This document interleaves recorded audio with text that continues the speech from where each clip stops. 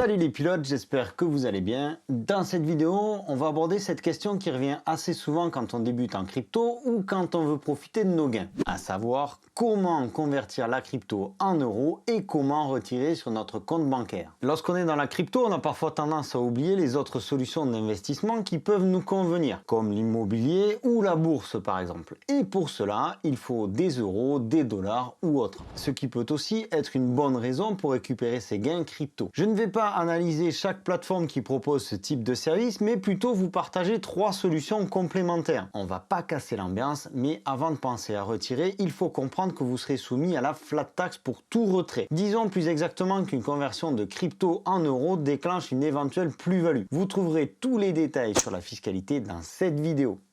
Sur cette chaîne, on parle money management, investissement et crypto. C'est Sylvain pour Objectif Lune.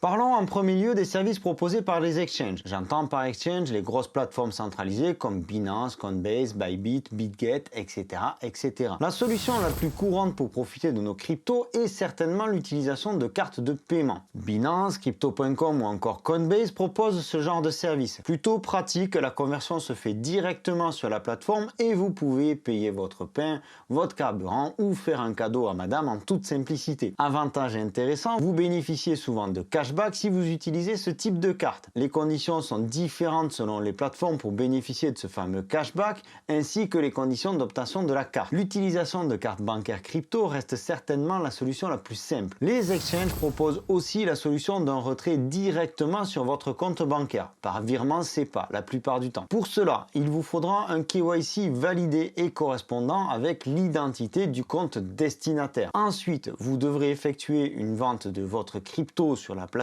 pour transformer vos cryptos en euros avant de les retirer. Vous renseignez votre IBAN et c'est parti. Ça reste relativement simple. Les frais pour ce type de transaction peuvent être fixes de l'ordre de quelques centimes ou peuvent grimper jusqu'à 1% du montant de la transaction. Ça dépend des plateformes. Comptez quelques heures à quelques jours avant de recevoir l'argent sur votre compte en banque. Notez que votre banque peut être amenée à vous demander de justifier la provenance des fonds. Concernant ces deux solutions liées aux exchanges, j'avoue ne pas être super fan. Je ne sors pas de crypto, donc c'est peut-être difficile pour moi d'être pleinement objectif. Mais le fait de passer par des exchanges centralisés veut aussi dire que ces mêmes exchanges sont maîtres de vos cryptos, maître de vos capitaux. Binance a d'ailleurs suspendu les retraits sur compte bancaire, ne laissant d'autre choix que le transfert vers une autre plateforme ou l'utilisation de la carte bancaire Binance. La solution la plus palpable serait de profiter des bornes ATM installées un peu partout sur la planète. Ce sont des distributeurs de billets semblables à ceux que vous utilisez avec votre carte bancaire. Vous pouvez y retirer vos cryptos en euros depuis votre wallet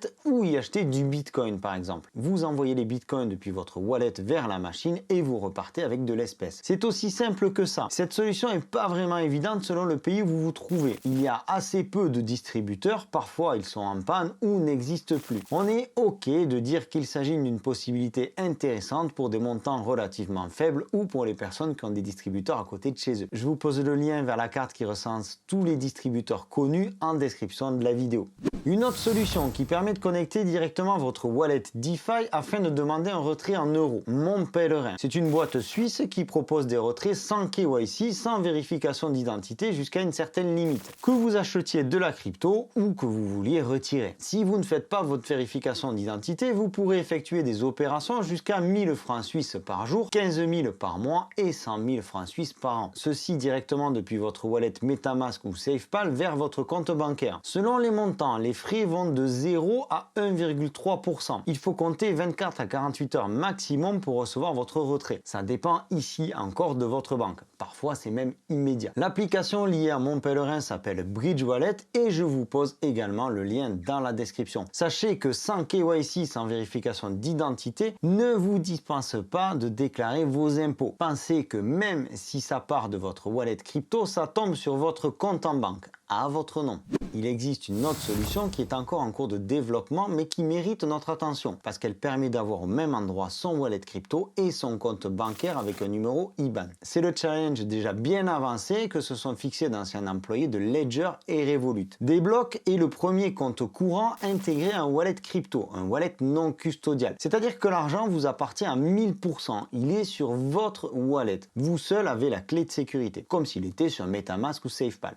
Deblock a déjà levé plus de 12 millions de dollars en pré-lancement. De gros fonds comme Kraken Venture ou Headland se sont engagés dans ce projet. Durant le mois de mai 2023, l'équipe de Deblock va partager une série de 1000 NFT en free mint, c'est-à-dire des NFT gratuits. En plus d'être utilisés comme image déco de votre carte bancaire Deblock, ces NFT donneront des avantages comme une réduction des frais sur la plateforme, un accès à un Discord exclusif, une augmentation du montant maximal des retraits, etc., etc. Clairement, avec Deblock, il sera possible de déposer, retirer, payer dans n'importe quelle devise, crypto ou pas. Et les conversions se feront automatiquement. Imaginez que c'est à vous de choisir comment vous allez payer votre carburant, votre loyer ou je ne sais quoi. C'est la fusion entre la crypto et la banque traditionnelle. Pour avoir une chance d'obtenir un des 1000 NFT au lancement, je vous pose ici aussi les liens concernant Deblock dans la description de la vidéo. Notez que Deblock est en cours de réglementation par l'ACPR et l'AMF pour la France et la FCA pour le Royaume-Uni. J'ai volontairement choisi de vous présenter les différentes solutions et non pas de vous faire un tutoriel pour chacune de ces plateformes. Leur utilisation restant sincèrement très